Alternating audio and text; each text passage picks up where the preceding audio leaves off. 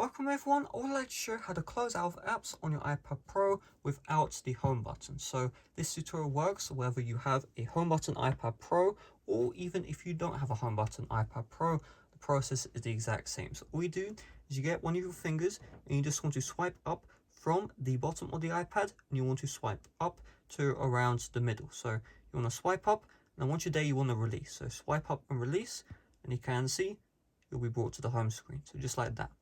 Now, if you want to actually, close out the application so it isn't in the multitasking, not just go to the home screen, you swipe up and you hold in the middle. So you do the motion to go to the home. However, you don't release from the screen. So you swipe up, you can see, does this.